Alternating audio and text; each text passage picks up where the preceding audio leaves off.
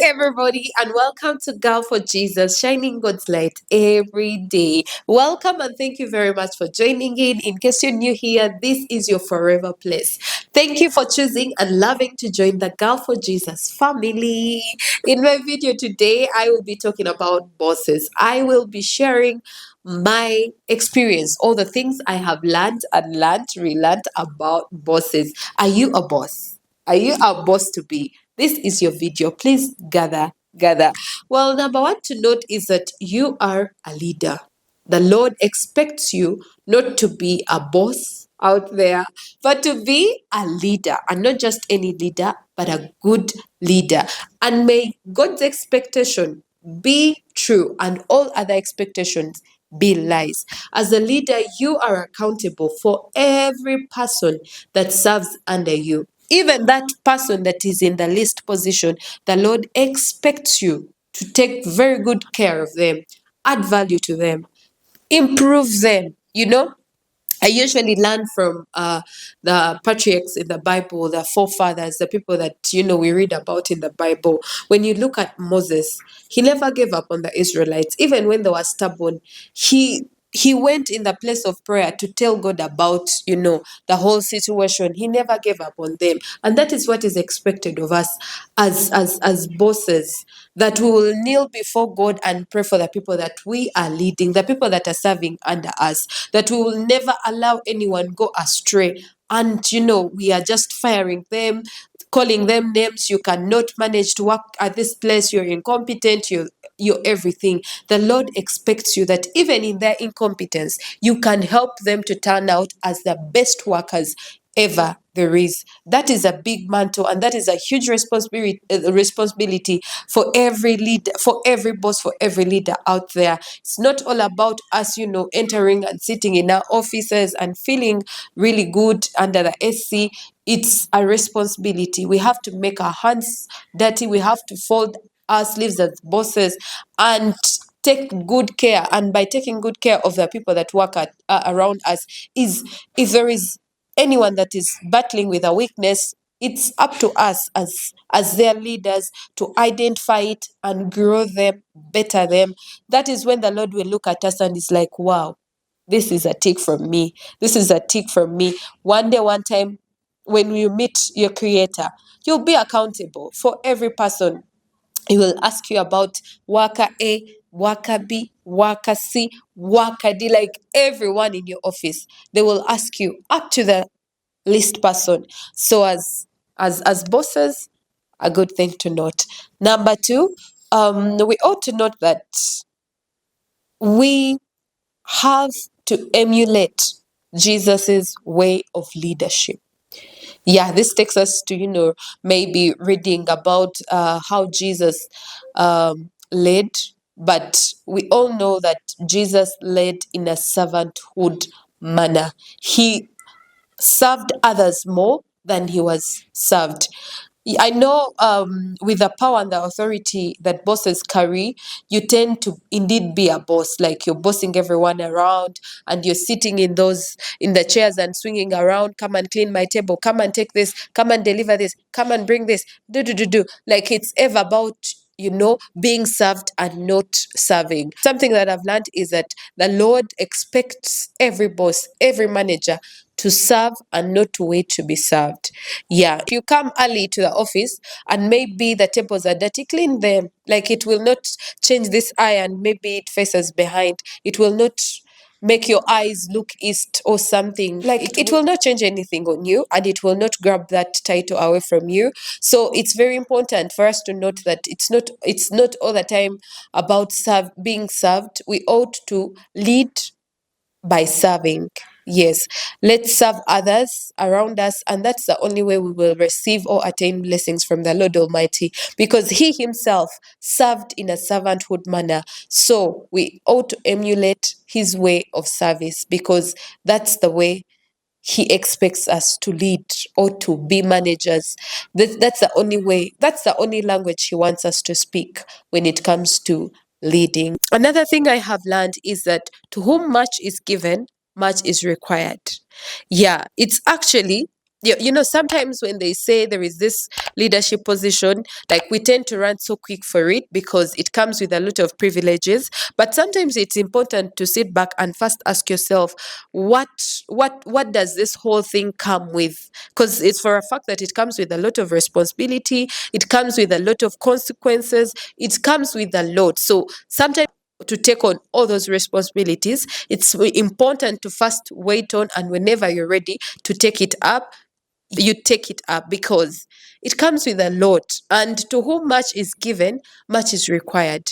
The Lord will ask you one day, one time, you had all those people to influence them and lead them to Christ. You had all that power to pass on good principles and maybe good laws and good good values and good everything in that company, but you didn't. Like, you didn't, so, or you were receiving good monies, what did you do with it? So there is always a reason as to why God takes us to those places. But like the word says, in everything that we do, like, it should be for the glory of God. Like, it should be, maybe, like, it should be to benefit God and his people. So taking up those positions, it's good, but sleep until they see something, working out for the benefit of the company or for the benefit of the people. Like, there is a way they will work to solve whatever is not going on right. Well, another thing I have learned is that we ought to carry all the qualities of a good leader, copy and paste them into our lives. It is said that everyone can be a leader, but not everyone can be a good leader. A good leader can be seen in time of crisis. That is when you get to know this is indeed a good leader. To some people, when a crisis happens in a company, that's when you will see them maybe run away, or you see their true colors. You see them backing at everyone. You see, like, they fail to control themselves because, like, they are not meant to be in those places of leadership.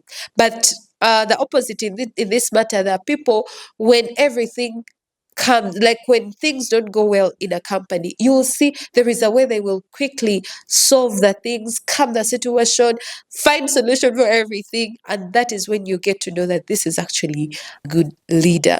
And well, this is something I would love to encourage everyone that is in leadership or would love to lead.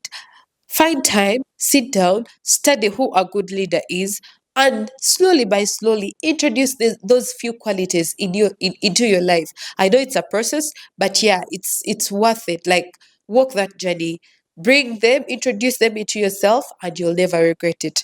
Well, another thing I have learned, and which is actually very important, one of the things I was meant to start with, is do not at any time show your weakness to the people you're leading. Please, please, please. Well, I know every day we sing, lead by example, lead by example. I know the day you'll ever show your weakness to the world, it will be used against you. It will be used against you in the courts of law. Yeah, that's the truth. If, for example, everyone has their weaknesses, yeah, but it's very important for us to deal with our weaknesses before we are taken to those bigger places of leadership. Because if we go there just like that, not prepared to be there, and we just find ourselves there, it's just a way of amplifying and let the whole world get to know our weaknesses. Well, let me use this very simple and day-to-day example. Maybe your weakness is late coming, like you never ever appear anywhere early. This is a time when you need to go back and deal with that weakness before you start leading others. Because how will you start to say, guys, you have to come early, you have to report on time, you have to meet the deadline, you have to do this on time, you have to do that on time, when you yourself, you're the opposite in the matter. You appear late for everything. No one will listen. No one will take you seriously. Instead, they will be talking about you in their small groups, and they will start mimicking you. This is how the boss enters. And now TikTok is famous. Like, they will tell you, they will start imitating you on TikTok. Nga, they are saying, what did the boss once said? Come early, and then they laugh at you because you do the opposite in the matter. So instead of getting that far, deal with yourself. Like, deal with yourself before you lead others. Yeah. So if you fail to lead yourself, it's not easy to lead others. Another thing I have learned is you are not the alpha and omega. You're not the beginning and the end. So you have to be in that office knowing that I am not the last and I'm not the first in this office. One day, one time, the people that you're leading here, they can be your next boss. You get it. So it's very important for us to live well with people that we are leading, help them where we can.